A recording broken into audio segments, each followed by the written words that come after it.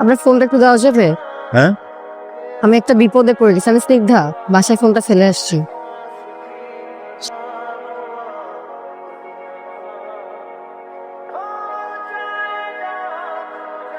আমার ফোন আমি আপনাকে কেন দেবো? আমি কি একেবারে জন্য চাচ্ছি নাকি? একটু দেন না, একটা ফোন করবো, একটু ইমার্জেন্সি প্লিজ। ফোন বাকি ফেলে আসছেন, হুম, পালাইছেন না? হ্যাঁ একদম ঠিক ধরেছেন। দিয়েছিল আজকে হাফ রেডি বউ না, পুরোপুরি রেডি হবেন না, তাহলে তোর কনফিউশনটা কি? বুঝছেন তো, এবার একটু দেন প্লিজ।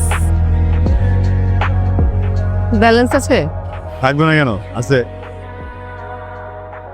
কি হলো? ধরলো না। বয়ফ্রেন্ড? আমার বয়ফ্রেন্ড নাই।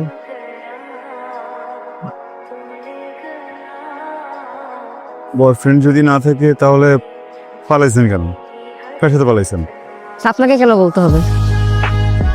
বাসার থেকে জোর করে একটা জোকারের সাথে বিয়ে দিচ্ছিল, তাই পালিয়েছি। একটা বান্ধবীকে ফোন করছিলাম ওর বাসায় থাকা যাবে কিনা, ধরলো না। বিপদে পড়ছেন না, আপনার থাকার জায়গা দরকার না, আপনার একটা শেল্টার দরকার না, বান্ধবী তো ফোন ধরলো না, কই থাকবেন আপনি?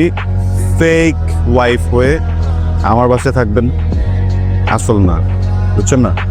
হ্যাঁ বাবা, আরে বাবা, তুমি বিয়ে করে এসেছো প্লাবন? না মা, একজন ভালোবাসার মানুষ একজন ভালোবাসার মানুষের ভালোবাসার স্বীকৃতি দিয়েছে মা।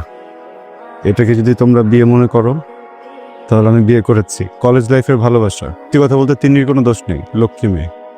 কিন্তু তুমি বলো, কলেজ লাইফ থেকে যে মেয়ে কখন আমার হাতই ছাড়ে নাই, ওকে আমি কিভাবে ছেড়ে দিতাম মা? কি করছো? আহা পা ছাড়ো। আমি কিছুতেই পা ছাড়বো না। আপনি আমাকে আপনার পা ছাড়বো না। আপনি আমাকে আপনি চলে যেতে বলবেন না আম্মা। আমি প্লাবনকে অনেক ভালোবাসি।